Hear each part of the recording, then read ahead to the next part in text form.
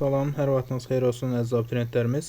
Dövlət İmtahan Mərkəzinin 10 may 2026-cı il tarixində təşkil etdiyi sınaq imtahanı riyaziyyat suallarının izahına baxırıq. İlk sualımız belədir ki, tangens 2 kök adlı 2 olarsa, alfanın qiyməti pi 3 pi bölü 2, yəni 3-cü rübə aralığında olarsa, kosinus alfanın qiymətini tapın.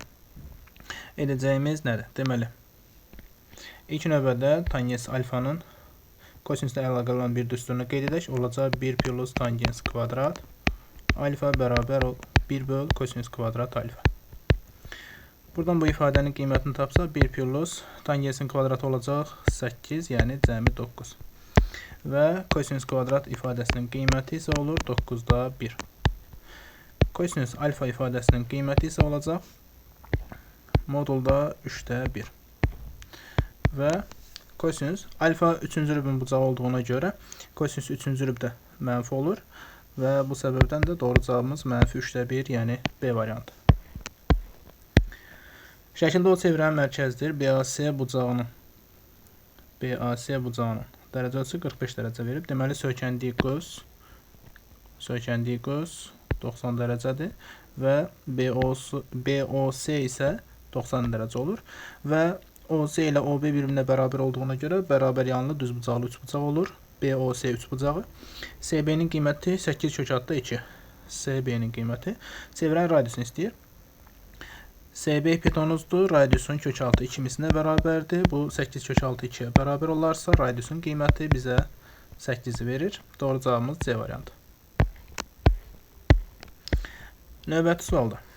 Deməli, verilən ifadənin qiymətini tapmaq lazımdır. Əvvəlcə birinci ilə üçüncü ifadə, məxrəcləri eyni olan ifadələri sadələşdirək. A plus 1, sürətdə isə A kub plus 1 ifadəsi alınır. Açılışın yası A plus 1-lər ixtisar gedəcək. Deməli, A kvadrat minus A plus 1 alınır.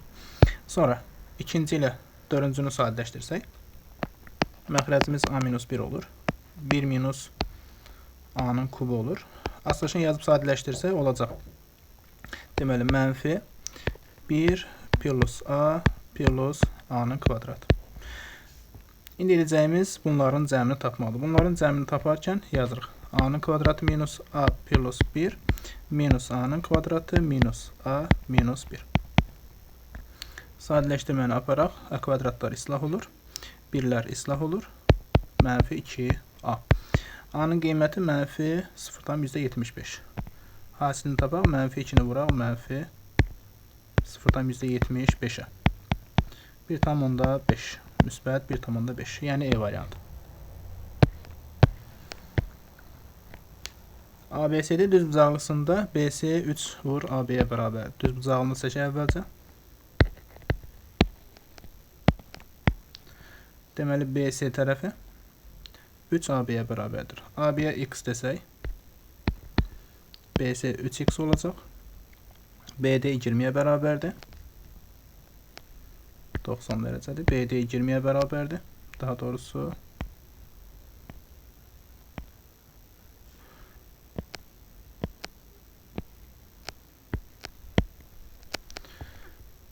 deməli, BC 3x olduğu halda AD də 3x-ə bərabər olur. Demək ki, ABD düz bucaqlı 3 bucağında edəcəyimiz nədir? Pifaqor teoreminin tətbiqidir. X-in kvadratı plus 9x kvadrat bərabər olacaq 20-nin kvadratı, yəni 400. Toplasaq 10x kvadrat, 400-ü 10-a bölsək olacaq 40. Deməli, x-in qiyməti olacaq 2 kök altında 10. Bizim tələb olunan nədir? A nöqtəsindən BD diaqonalına qədər məsafəni tapın. Yəni, hipotenuzu çəkilmiş hündürlüyü tapmaq lazımdır. Hündürlüyün qiymətini taparkən, deməli, x vur 3x, yəni olacaq 3x-in kvadratı bölünsün 20. X-in kvadratı 40-dır. 3-ü vururuq 40-a, bölürük 20-yə. Doğru cavabımız 6. A variantı. Növbəti sualımız limitlə bağlıdır. Limitlə bağlı olan ifadəni sadələşdirməyə çalışaq. Deməli, sürət və məxrəcin hər birini n-ə bölsək, n-ə böldüyümüz halda sürətdə alınacaq. Kök altında 1 böl n kvadrat plus 9 minus 1 minus 1 böl n kvadrat. Aşağıdakı olan ifadədə isə olacaq 1 böl n kvadrat plus 9 minus 1 minus 1 böl n kvadrat. Sözsüz ki, n'in qiyməti sonsuzluğa doğru yaxınlaşdığına görə bizdə verilən ifadələrdə 1 böl n kvadrat ifadələri 0 olur. Deməli, bunları sadələşdirsək, 0 kimi qəbul etsək, digər kök altda 9-dan 3, kök altda 1-dən 1, yenidən 3, minus 1. 2 böl 2 doğru cavabımız alınacaq. Deməli, sürətdə müsbətdir. Bunu qeyd edək, plus yazırıq. Deməli, 3 plus 1, 4, məxrəcdə 2 bölsək, doğru cavabımız 2. B variantı. Deməli, funksiyasının qrafikinə əsasən MNKP cəmini tapmaq lazımdır. F bərabər x minus m ifadəsində fx funksiyasının qrafikinə diqqət etsək, təpə nöqtənin absisi 4-dür. Deməli, m-in qiyməti 4-ə bərabərdir. Həmin ifadə, yəni modulda x minus 4 ifadəsi 6-ya bərabər olduqda tapa görək bunun mərkəzi nəyə düşür? Deməli, 6-ya bərabər olsa, x minus 4-ün qiymətini bir dəfə 6 götürürük. X-in qiyməti olur 10. Digərində mənfi 6 götürsək, mənfi 2 eləyir. O sol tərəfdədir. Onunla işimiz yoxdur. Deməli, bizə müsbət 10 lazımdır. Müsbət 10 da Jx funksiyasının mərkəzidir. Jx funksiyasının deməli, mərkəzi verildiyi halda p-nin qiymətini tapa bilmək üçün deməli, onun qiyməti 4 ilə p-nin cəminin yarısıdır. Deməli, 2-ni vurmalıyıq. Gəlin, qeyd edək bunu.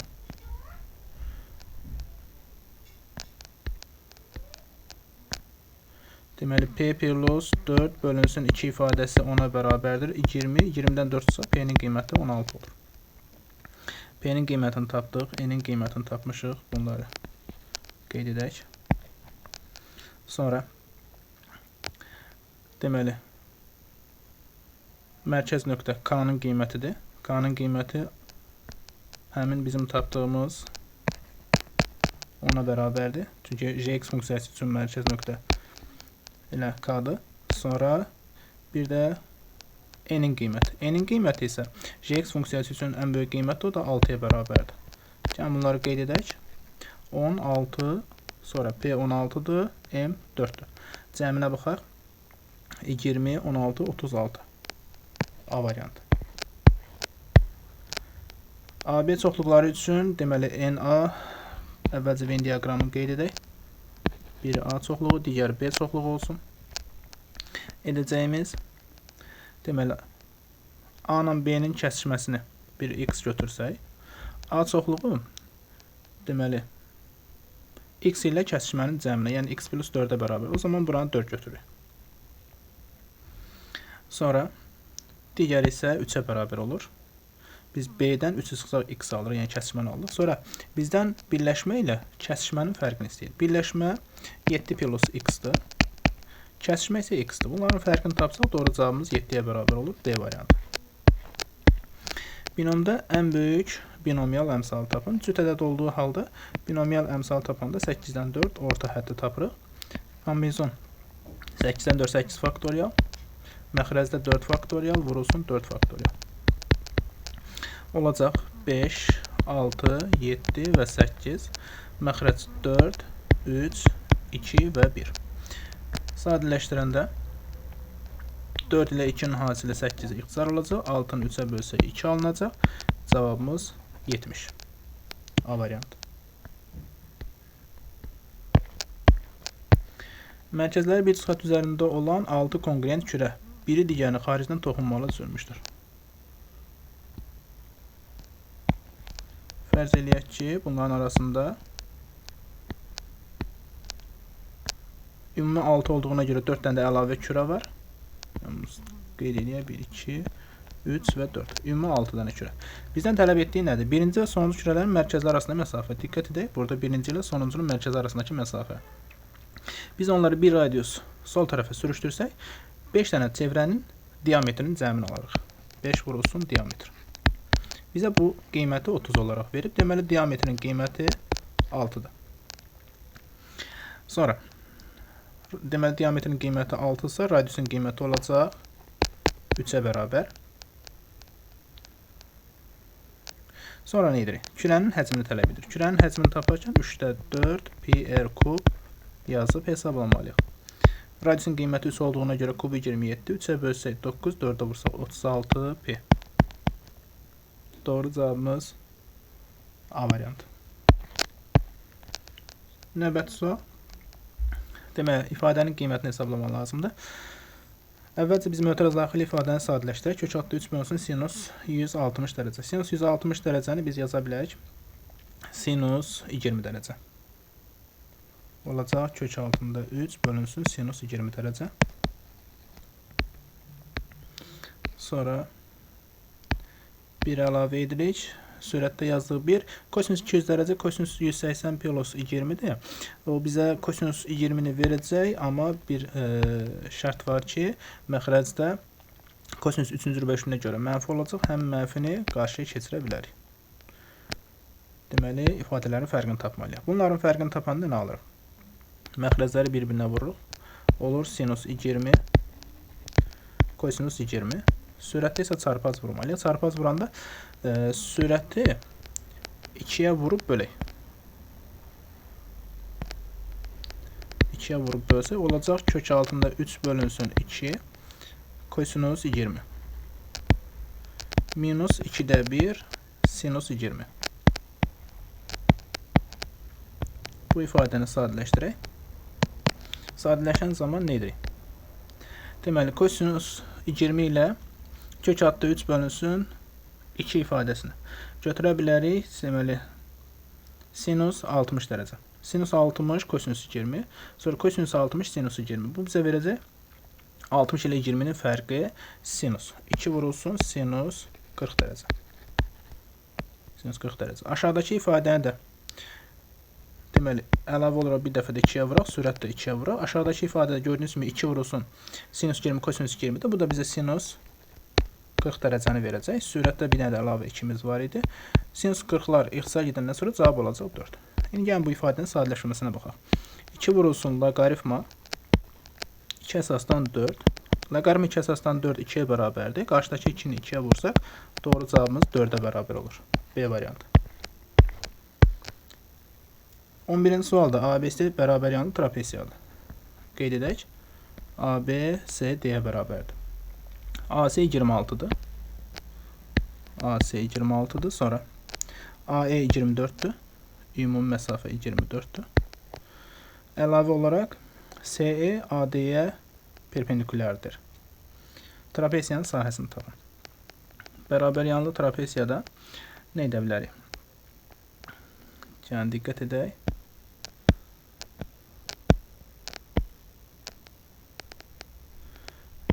Digər tərəfi x götürsək, AC, AD. Yuxarıdan B nöqtəsinə bir dənə hündürlük çəksək, o zaman bura məsafəsini bir h götürək. Deməli, HE məsafəsini götürdük.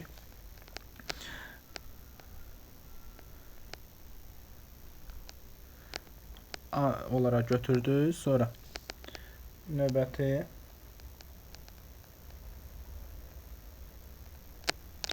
ardınca x-lar qeyd elədik.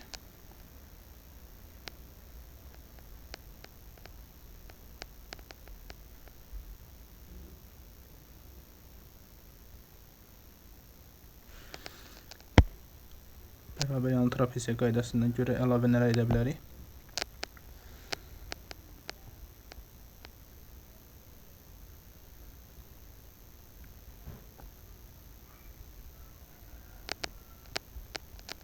Burada bir şey düzgün qeyd eləməmişik.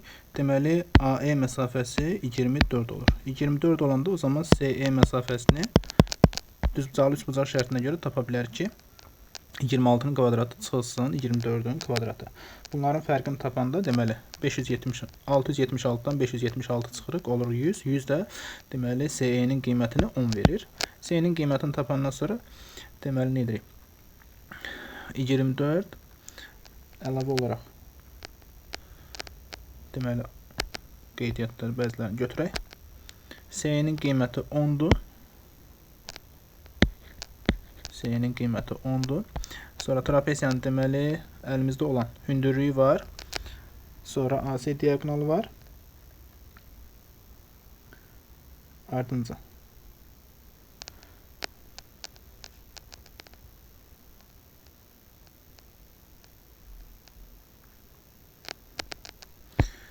Əlavə olaraq qeyd edək ki, deməli, bərabəryanlı trapeziyada körbucaq təpəsindən çəkilmiş hündürlük, deməli, oturacağı AE ilə ED hissəsinə ayırır və AE məsafəsi elə orta xəttə bərabərdir deyə bilərik. Bunu göstərmək də olar. Deməli, bunu əlavə olaraq qeyd eləsək ki, AE məsafəsi üst və alt oturacağın cəminin yarısıdır. Yəni BC ilə AD-nin cəminin yarısı elə AE-yə bərabərdir. O zaman deməli biz 24 olaraq tapırıq.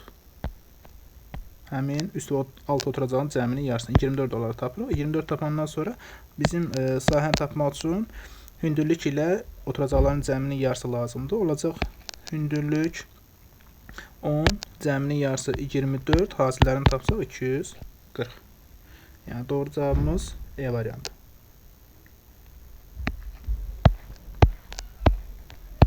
Növbəti sualımızda deməli tənliyi həll edin deyir. Tənliyi həll etmək üçün nə etmək lazımdır? Deməli, birinci ifadəni 1 bölünsün loqaritma x əsasdan 2 yazarıq. Üzərinə əlavə olunsun. Loqaritma x əsasdan 3 yazarıq. Bərabərdir 1. Bunları məxrəcdə çarpaz vururuq. Olur loqaritma x əsasdan 2 vurulsun loqaritma x əsasdan 3. Sonra sürətdə toplayırıq. Toplayanda olacaq loqaritma x əsasdan 2 üçün 6 bərabər 1. Və edəcəyimiz nədir? Çarpaz hasillərini tapsaq, loqaritma x əsasdan 6 bərabərdir. Loqaritma x əsasdan 2 vurulsun x əsasdan 3.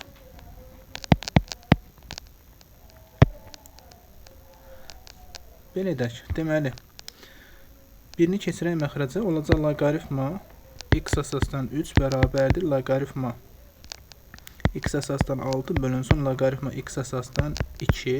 Bu da eləyir loqaritma 2 əsasdan 6. Sonra x-in qiymətini taparkən loqaritma x əsasdan 3 ifadəsini tərsinə yazsaq, belə bir ifadə alarıq. Deməli, loqaritma 3 əsasdan x bərabərdir 6 əsasdan 2. Sonra x-in qiymətini taparkən 3 üstü loqaritma 6 əsasdan 2 yazmaq olar. 3 üstü loqaritma 6 əsasdan 2.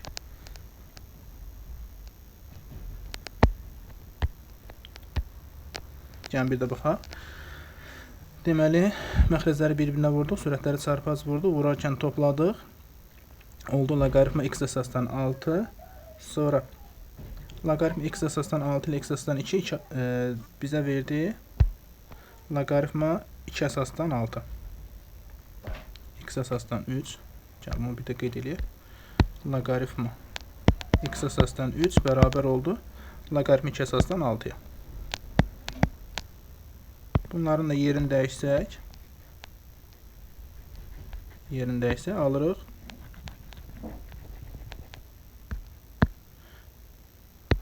Loqaritma 3 əsasdan x bərabərdir 6 əsasdan 2.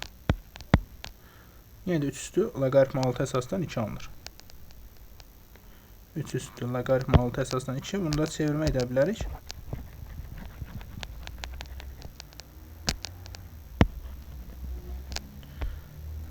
X-in qiyməti oldu 3 üstü loqaritma 6 əsasdan 2. Bunu 2 üstü loqaritma 6 əsasdan 3 kimi də götürmək olar. 2 üstü loqaritma 6 əsasdan 3. B variantı. Növbəti ifadəyə baxaq. İfadəni sadələşdirin deyir. Birinci kök altı ifadəni yaza bilərik. Kök altında 2 minus 1-in kvadratı kimi. Olacaq 2, 1 toplasaq 3 doğrudur. Bu kökün altında olduğuna görə modulda çıxır. Olur kök altında 2 minus 1. Üstə gəl 3 minus kök altında 2. Bu kök altı 2'lər islah olur. 3'dən 1 çıxanda doğru cavabımız 2 olur. D variantı. Düzbucaqlı üçbucaq düzbucaq təpəsindən çəkilən tənbölən hipotenuzu qeyd edək.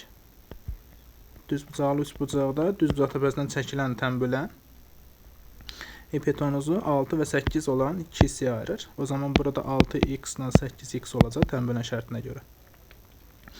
Sonra düzbucaqlı üçbucağın kiçik katetini tapın. Edəcəyimiz nədir? Deməli 6x-in kvadratı, yəni 36 x-in kvadratı üstə gəl 64x-in kvadratı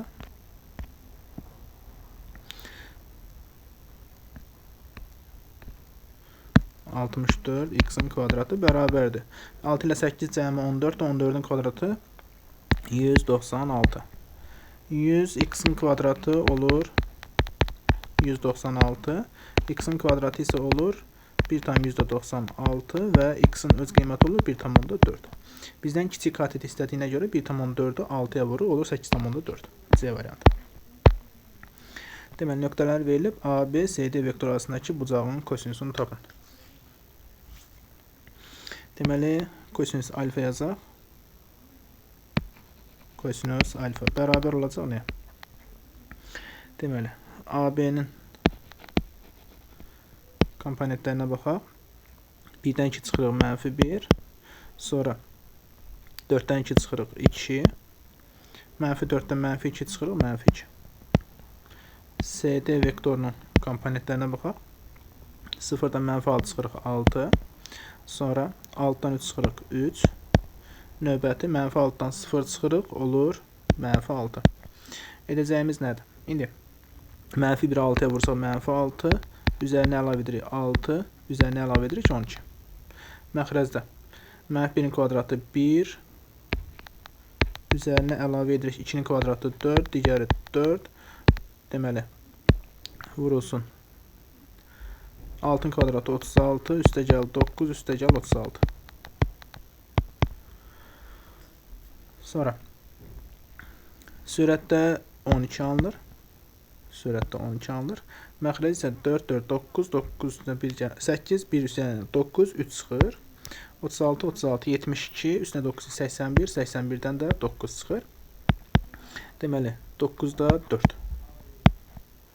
E variantı. Ardıcıllığın eninci həddinin düsturunu tapın. Deməli, eni yeni 1 yazsaq olacaq -3/1. A variantı deyil. Sonra B variantı. Baxaq. Deməli, eni yeni 1 yazsaq -1 olur. Müsbət 3/1. Bu da deyil. Növbəti, eni yerinə 1 yazsaq. Deməli, C variantında 3 olur. 2 yazsaq 9 olur. Bu da deyil. Sonra D-də eni yerinə 1 yazsaq olacaq -3. -3. Bu da deyil. Növbətiyə baxaq. Eni yerinə 1 yazsaq olacaq. Birinci həddin qiyməti olacaq 2. Müsbət 3 eləyir. Doğrudur. Sonra 2 yazsaq -3 eləyəcək. Bu da doğrudur. Deməli, E variantı olur. 17-ci sualda deyir, ifadənin cəmini tapın. İfadənin cəmini tapmaq üçün nə edirik? Deməli, verilən ifadədə kompleks ədədlərdə nəyə nəzərə almaq lazımdır? Bizə verilən i-nin qüvvətlərində 4-cü qüvvət deməli müsbət 1-ə bərabər olur. Qeyd edək, -2-nin üzərinə əlavə edirik i-ni. Sonra i-nin kvadratı -1 edir. -1 əlavə edirik. Sonra növbətdə i-nin kubu -1 vurulsun i olacaq. Yəni -i olur. Üzərinə əlavə edirik. Üstü 4-də deməli müsbət 1 olur. Bu şəkildə davam eləsək nə alırıq?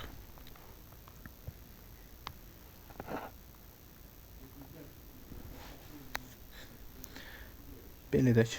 Deməli, i-ləri qeyd eləsək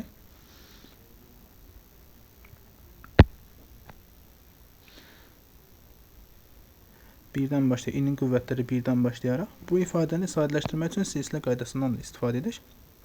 Silsilə qaydasını istifadə edərək nə yaza bilərik? Sadə yol olaraq yoxlayaq, alınmasa digər qaydadan istifadə edərik.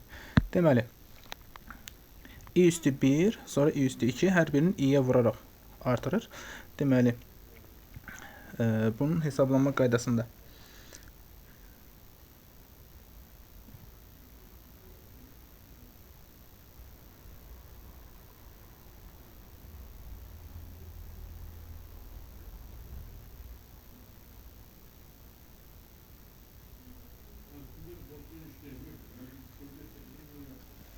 i-nin qüvvəti 1 olduqda i şəklində yazırıq. 2 olduqda deməli -1 yazırıq dedik. Üzərinə əlavə edirik. i-nin kubu -i-ni verir. Növbəti i üstü 4 olanda müsbət 1 verir. Bu şəkildə keçirik i üstü 5-ə. O da i-ni verəcək. Bu şəkildə davam edirik. Ən sonda i üstü 97 ifadəsində 97-ni 4-ə bölü 24 qalıq 1. Deməli, nə edirik? i üstü 97-nin qiymətini hesablayanda doğru cavabımız olacaq müsbət i. Və ən sonda bu şəkildə davam eləsək, cəminə sıfırlamağa baxsaq, i, -1, müsbət 1. Yəni bu dördlükdə artıq cavab 0 eləyir. 97 1-dən başlayaraq, i-dən başlayaraq i üstü 97. 97-yə qədər alınan ifadələrə baxaq. Deməli, 4-lərə bölsək, 97-ni 4-ə böləndə deməli 24 96 eləyir. 24 qalıq 1 qalır. Deməli 24 dənə sıfırlardır. 24 dənə sıfırla işimiz yoxdur. Bir dənə axırıncı ifadə qalır. i üstü 97 o da i-yə bərabərdir. Birinci ifadə -2 olduğuna görə üzərinə i-ni əlavə edirik. Doğru cavabımız -2 plus i, B variantı. A parametrin müəyyən natural qiymətində tərkiblər sisteminin x, y həlli üçün x ilə y-in hər biri tam ədədlər olarsa, bizdən x ilə y-in cəmini istəyir. Burada nə etməliyik? Əvvəlcə sadələşdirə bilərik. Y-ləri sıfırlayıb deməli yaza bilərik ki, x xaricə çıxartdıqda a plus 2 ifadəsinin qiyməti bərabərdir 13-ə. Sonra x-in qiymətini taparkən nə yazırıq? 13 bölünsün a plus 2 yazırıq. Sözsüz ki, burada a parametrin müəyyən natural qiymətində deməli a natural ədəddir. A-nın natural ədəd olması bizə deməli elə bir şərt verir ki, tənliklər x, y həlli olsun, x, y-də tam ədədlər olsun. X tam ədəd olması üçün 13-ün tam bölündüyü ədədlər olmalıdır. Yəni -1, müsbət 1, -13, müsbət 13. Deməli, -1 alınması üçün məxrəc -13 olmalıdır. Onda a mənfi olur. Yəni natural olmalı deyil, o mümkün deyil. A -1, daha doğrusu x -1 olanda 13 bölünsün -1 olacaq. Deməli, məxrəc olacaq. Məxrəc -1 olur. Məxrəc qeyd edək. Deməli, x alınmalıdır ya -1, ya -13, ya müsbət 1, ya da müsbət 13. Əgər x -1 alsa, onda məxrəc -13-dür. Ödəmir. Əgər x -13 alsa, onda məxrəc -1-dir. -1-ə bərabər olanda yenə də ödəmir. X deməli 1-ə bərabər olsa, a plus 2 1-ə bərabər olsa, deməli 13 olur. 13 olanda a-nın qiyməti 11 olur. Keçək digərinə. X 13 olanda a plus 2-nin qiyməti 1-ə bərabər olmalıdır. Onda yenə də mənfi götürəcək. O da mümkün deyil. Deməli, bu səbəbdən a-nın ala biləcəyi tək qiymət müsbət 11-dir. Müsbət 11. Deməli, a-nın qiymətini tapdıq. A-nın qiymətini tapandan sonra nə edirik? Deməli, x ilə y-in cəmini tapaq. Yaza biz tənliklər sistemində əvvəlcə ifadəmizi 2x plus y bərabər 6. Sonra 11x minus y bərabər 7. Toplasaq 13x bərabər 13 olur. X-in qiyməti 1 olur. Bunu əvvəldə qeyd edə bilərdik. Y-in qiymətini tapsaq 2, altdan 2 çıxırıq. Doğru cavabımız 4. 1 ilə 4-ü toplasaq alırıq 5. D variantı. Bərabərsinin ən böyük tam həllini tapın. Edəcəyimiz nədir? Birinci ilə ikinci ifadənin x üstü 5-i qarşıya çıxarsa x minus 15 alınır. Üçüncü ilə dördüncüdən x üstü kubu qarşıya çıxarsa x minus 15 alınır. Sıfırdan kiçik. Sonra x minus 15'ləri qarşıya çıxarsa, deməli x üstü 5 ilə x kub alınır. Oradan da qarşıya çıxara bilərik x-in kvadratını, kubunu daha doğrusu, x-in kvadratı plus 1 qalacaq. Sıfırdan kiçikdir. Burada edəcəyimiz nədir? X kvadrat plus 1 ifadəsi artıq x-in bütün qiymətlərində müsbətdir. Bununla işimiz yoxdur. Deməli, X-in kubunu bir dəfə 0 eləyirik. Bu bizə verir 0. X minus 15'i 0 eləyirik. X-in qiyməti 15. Bu aralıqdakı işarələrə diqqət edirik. Bu aralıqda işarələr mənfi qiymətin versək olacaq müsbət. Bir qiyməti 0 ilə 15 arasında bir qiymətin versək mənfi olur. 15-dən 16 versək müsbət olur. Bizdən 0-dan kiçik istədiyinə görə cavabımız 0, 15. Ən böyük tam həllini tapın. 0-15 aralığında ən böyük tam həlli 14-ə bərabərdir. Ən kiçik 4 rəqəmli natural ədədlə ən kiçik 4 rəqəmli natural ədəd. Ən kiçik 4 rəqəmli natural ədəd 1000. Ən kiçik 2 rəqəmli natural ədədin. Ən kiçik 2 rəqəmli natural ədəd 10. 1000-dən 10 çıxsa 990.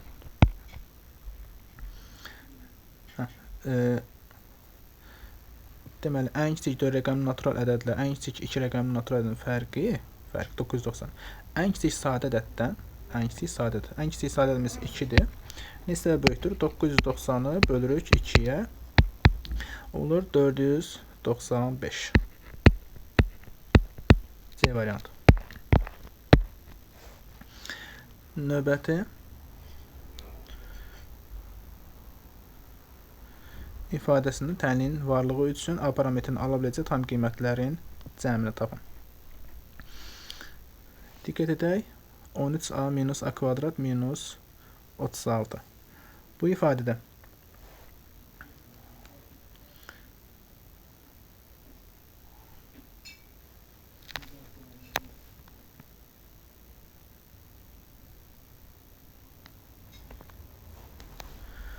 modul ifadəsinin bərabər olaraq verib, modul ifadəsini sözsüz ki, müsbət götürməliyik. Yəni 13A minus A-nın kvadratı minus 36 sıfırdan böyük qiymətlər almalıdır. Sıfırda ala bilər, sıfırdan böyük bərabər götürürük.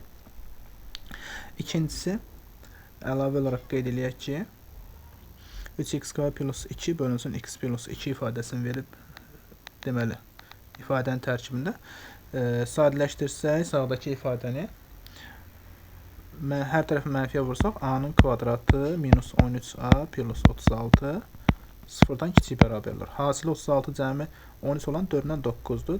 Cavabımız 4-9 aralığıdır. Birinci ifadə üçün bunu təyin elədik. İkinci. Deməli, həllinin varlığı üçün A parametrini ala biləcək tam qiymətlərin cəmini tapın. A-nın ala biləcək tam qiymətlər, deməli, 4 ilə 9 arasında yerləşən ədədlərdir.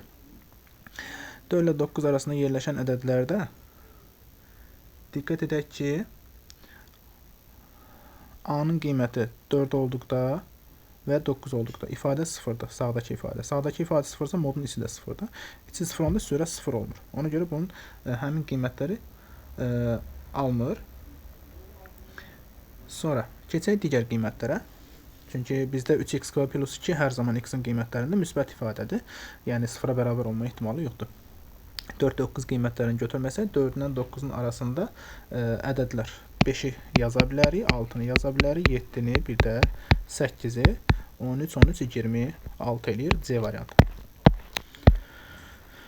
X-in hansı qiymətlərində ədədləri yazılan ardıcıllıqla həndəsli silsilə təşkil edir? Həndəsli silsilə deyəndə ortadakının kvadratı, yəni 2 sinus kvadrat x, kənar hədlərin hasilləridir. 3 kosinus x. 2 kosinus kvadrat, sinus kvadrat x-i 2, sinus kvadratı 1 minus kosinus kvadrat kimi yazsa, 1 minus 2 kosinus kvadrat x bərabər 3 kosinus x alınır. Kosinus x-ə bir t desək, olacaq 2t kvadrat plus 3t minus 2 bərabər 0. Köklərinə baxaq.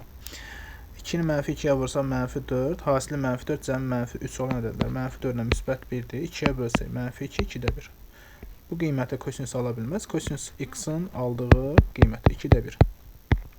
Kosinus x 2-də 1 qiymətini aldığı halda x-in qiymətini tapsa necə edirik? Plus minus 2-də 1-i deməli alır 60 dərəcədə, yəni pi böl 3-də plus pi k A variantı. M parametrin hansı qiymətində ifadəsi çox ədli olar? Deməli, ifadəsi çox ədli olarsa, deməli bunlar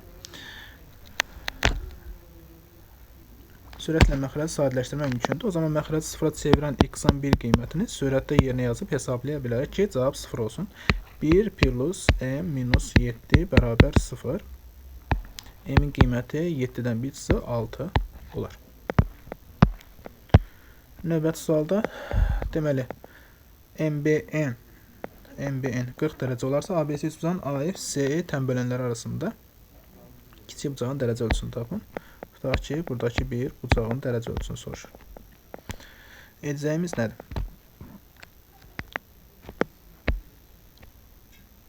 Xarici bucaq, çöldəki bucaq daha doğrusu MBN 40 dərəcədir, içəridəki də 40 dərəcədir. O zaman A ilə C-nin cəmi 140 olur. Bucaq A ilə bucaq C-nin cəmi 140 olur. 140 dərəcə. Sonra nə edirik? Bunları tənbələn olduğuna görə yarı-yarı götürürük. İçəridəkilər də yarısıdır. Bunu 2-yə bölsək, sağı da 2-yə bölürük. O zaman 70 dərəcə olur. 70 dərəcə olursa bu deməli FOC bucağı içəridəki gördüyümüz alfa ilə betanın, yəni özünə qonşu olmayan daxili bucaqların cəminə bərabərdir xassəsindən istifadə edib elə birbaşa cavabı 70 dərəcə götürə bilərik. Növbəti sualda deməli sinifdəki 40 şahiddən 19-un velosipedi, 21-nin telefonu, 16-sının kompüteri var. Və 11-nin həm velosipedi, həm də telefonu, 12-sinin həm telefonu, həm də kompüteri. Sonra 6-sının həm velosipedi, həm də kompüteri var. Biz bunu Venn diaqramı çəkərək göstərək. 3 Venn diaqramı çəkməliyik. Ümumi 40 şahid var. Bunu qeyd elədik. Sonra ardınca nə edirik? 19-un velosipedi, velosiped, sonra telefon, bir də kompüter. Bunları qeyd edək. 3 şahid həm velosiped, həm telefon, həm kompüter var. 3 şahid. Bunu qeyd edək. Mərkəzdə 3 yazılmalıdır. Sonra 19-un velosipedi, 21-nin telefonu, 19-nun velosipedi, 21-nin telefonu, 16-sının kompüteri var. Bunları qeyd elədik. 11-nin həm velosiped, həm telefonu var. Həm velosiped, həm telefonu. 3-ünü çıxsaq 8-i qalır burada. Sonra 12-sinin həm telefonu, həm kompüteri var. Həm telefon, həm kompüteri var. 12-sinin. 3-ü çıxsaq 9 nəfər burada olur.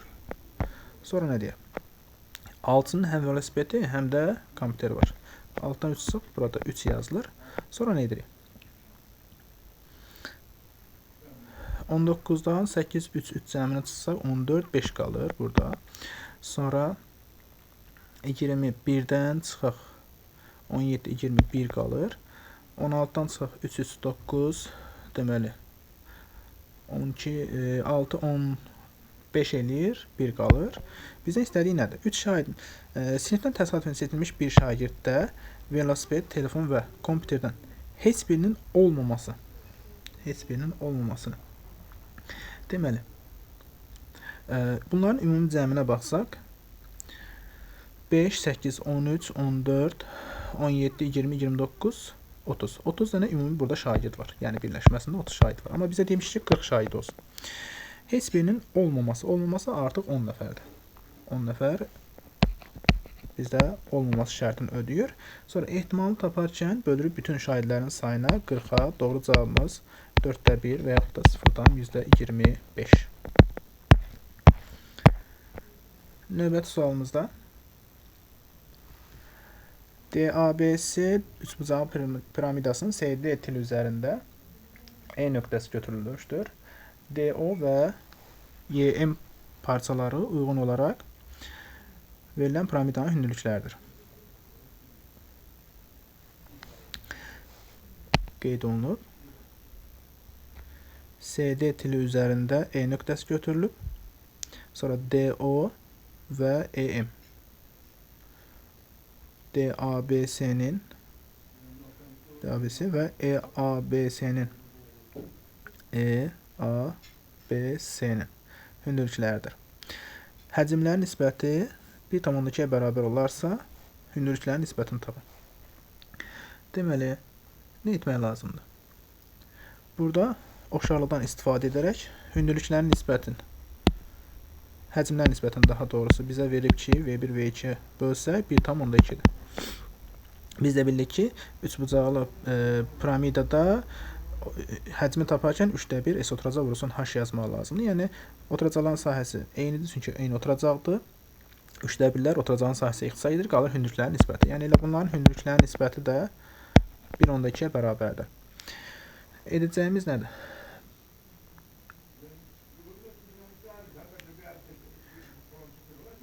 Deməli, ES-nin DE-yə nisbəti.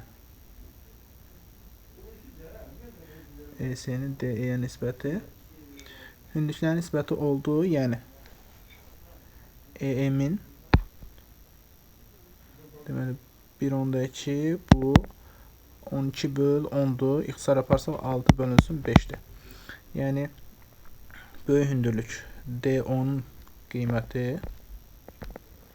D10'un EM-ə nisbəti oldu 6/5. Bunu qeyd elədik. Bizdən istədiyi nədir? ES-nin DE-yə nisbəti. ES-nin DE-yə nisbəti. O zaman ES-ni X götürsək,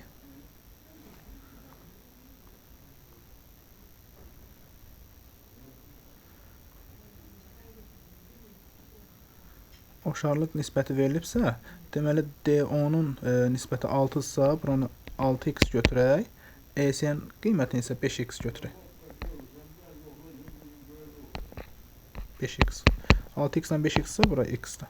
Deməli biz 5x-i x-a bölməliyik, çünki ES-nin bizə D-yə istəyir.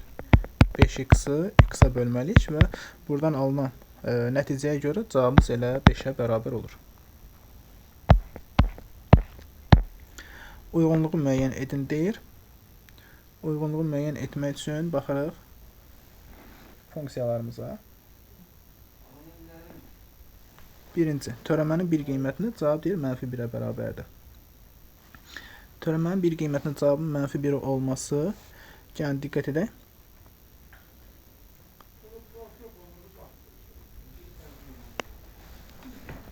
Birinci ifadənin törəməsini tapsa, deməli, törəməsini tapanda nisbətin törəməsi şərtindən istifadə etməliyik. Məxrəcimiz olacaq verilən ifadənin kvadratı, yəni x kvadrat plus 1-in kvadratı. Sürətdə isə sadələşdirəndə artıq tək-tək yazıb zaman daha çox aparmama şərti ilə qısaca desək 1 minus x kvadrat, məxrəcdə isə x-in kvadratı plus 1-in kvadratıdır. Və bu ifadəni sadələşdirəndən sonra artıq nə edirik? Deməli, böhran nöqtələrinə diqqət eləsək, ifadəni sıfıra çevirəcək böhran nöqtələri plus minus 1-dir. Yəni 2 qiyməti var, 2 böhran nöqtəsi var. 1-ə C olaraq qeyd eləyə bilərik. Sonra törəmənin bir nöqtəsini qoysaq, cavabımız -1 olmur. Ona görə A nöqtəsini götürmürük. Keçək ikincisinə. İkincisində törəməni alsaq, sadələşdirəndə cavabımız olacaq 5x üstü 4 plus 7x'in, daha doğrusu 14x'in kvadratı.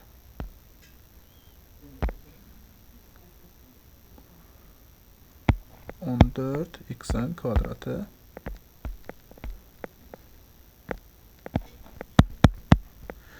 sonra nə edirik? Bu ifadədə deməli artıq artma, azalma və digərlərini yoxlamalıyıq. Yoxlayarkən nə baxırıq? Törəmənin sıfırdan böyük bərabər olması ifadə x üzrə 4-dür, x kvadratda hər zaman müsbət qiymətlər alır. Yəni ifadəni toplasa hər zaman sıfırdan böyük qiymətdir. Deməli, bütün ədəd oxunda artır. Buna D-ni yaza bilərik. Sonra törəmənin işarəsini dəyişmədiyi üçün ekstrem nöqtəsi yoxdur. Bunu da deyə bilərik. Bu da B variantı uyğun gəlir. Növbəti deməli C, D, B-dən istifadə elədik. Qalır A ilə E variantı. Növbəti ifadənin törəməsinə baxaq. İfadənin törəməsini tapsaq, olacaq misalımız. Deməli, 4 bölünsün 2 kök altında x minus 3.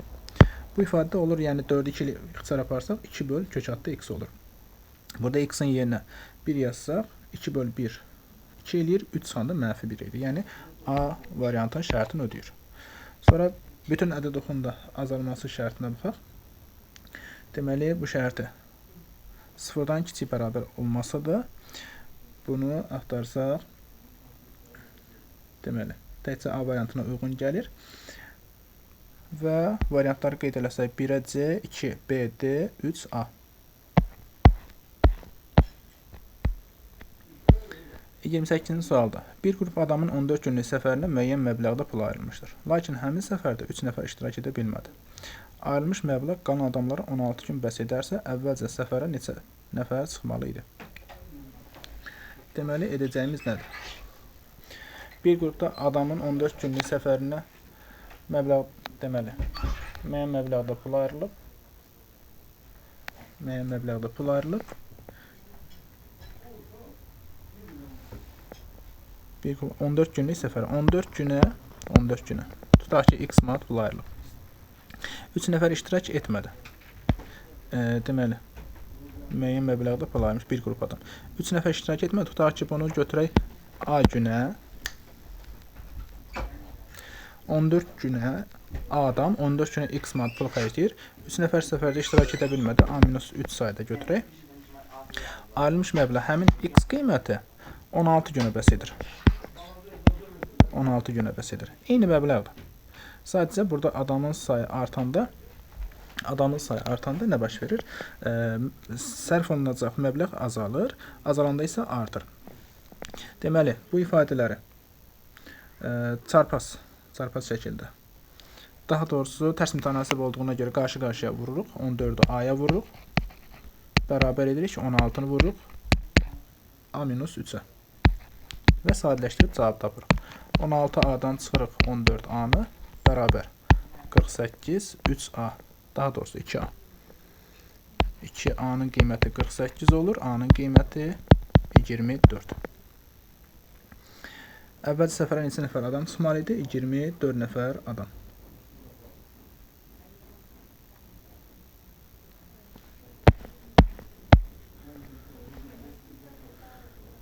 Növbəti suala diqqət edək.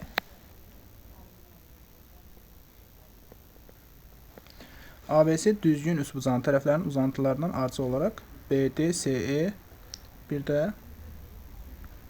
AE parçalara ayrılmışdır. İspat edin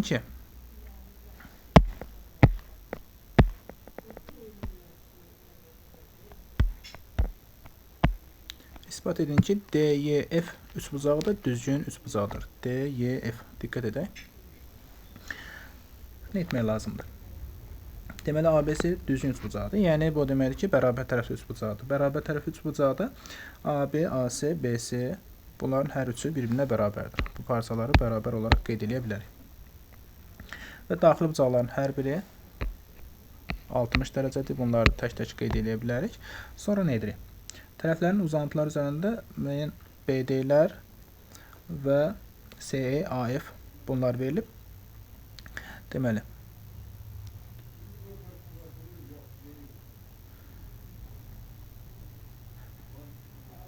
ardınca davam edirik. Deməli, bunların uzantıları olaraq birləşdirsək, buradakı parçalar da, yəni BD, CE, bir də AF parçaları BD, CE və AF parçaları da bir-birinə bərabərdir. Bu bərabərlikdən əlavə nə deyirik? Deyir ki, kiçik üçbucaqlara ayrı bunların DYF, diqqət edək, kiçik üçbucaqlara ayrı bunların bərabərliyini göstərə bilərik. Deməli, üçbucaq BDA-da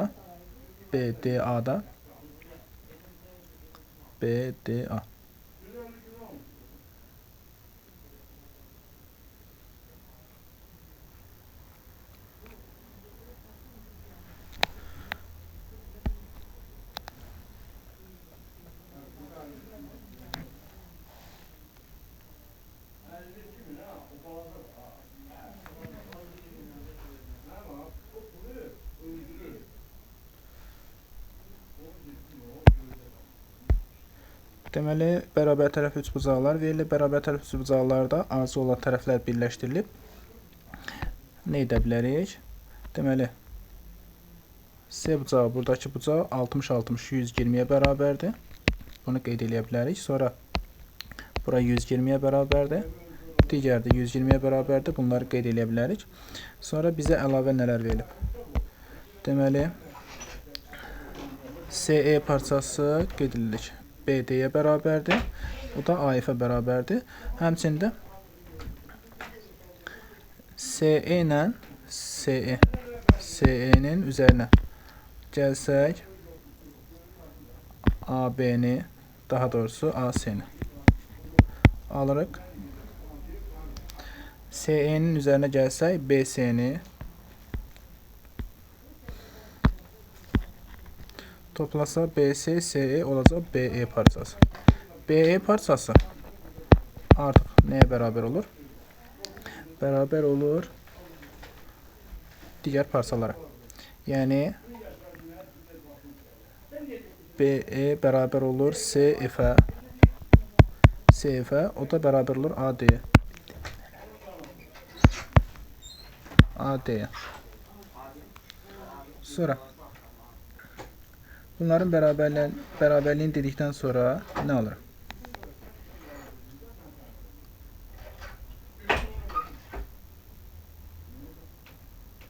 BCD üçbucağı ilə BCD üçbucağı diqqət edək.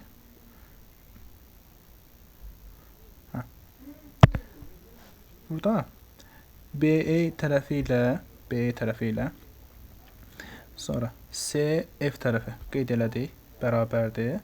Həmçində CE ilə gəl bunları qeyd edək tək-tək.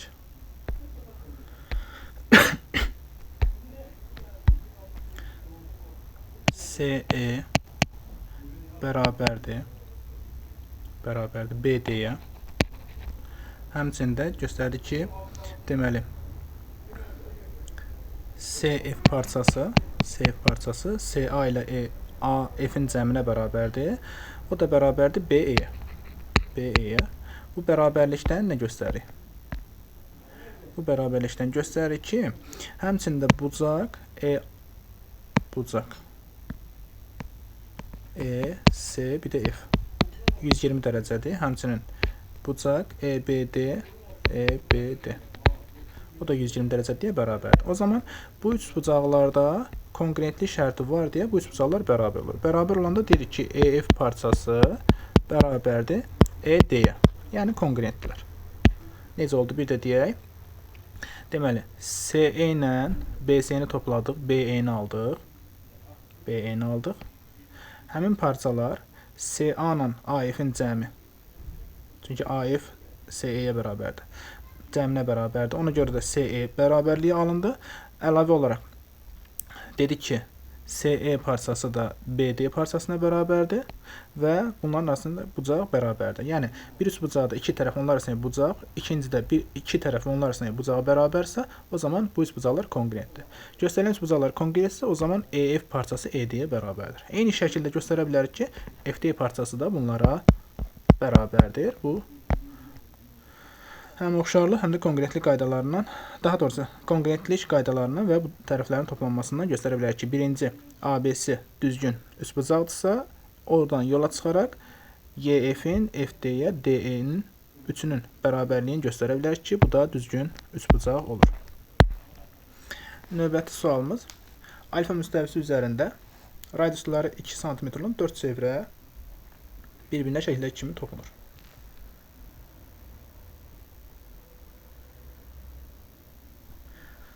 Alfa müstəvisi üzərində olmayan M nöqtəsindən çevrələrin mərkəzlərindən deməli kök hattı 17 cm məsafədə olarsa, həmin nöqtədən alfa müstəvisinə qədər olan məsafəni tapmaq lazımdır. Mərkəzinə qədər olan məsafəni tapmaq lazımdır. Deməli, radiusu 2 olan 4 dənə çevrə verib. Bunları nə edirik? Deməli, bunları birləşdirsək, hər bir deməli toxunduğuna görə və işarələsək ABCD. ABCD kvadratı alınır. Bu kvadratların tərəfləri olacaq. Radiusu 2 olduğuna görə 4, 4, 4. Yəni bütün tərəflər 4-dür. İndi bunun diaqonalını çəksək, diaqonalını çəkdikdən sonra Nə edirik? Bunun mərkəzini götürək O nöqtəsi. AC diaqonal olacaq 2 kök altda 2. 2 kök altda 2.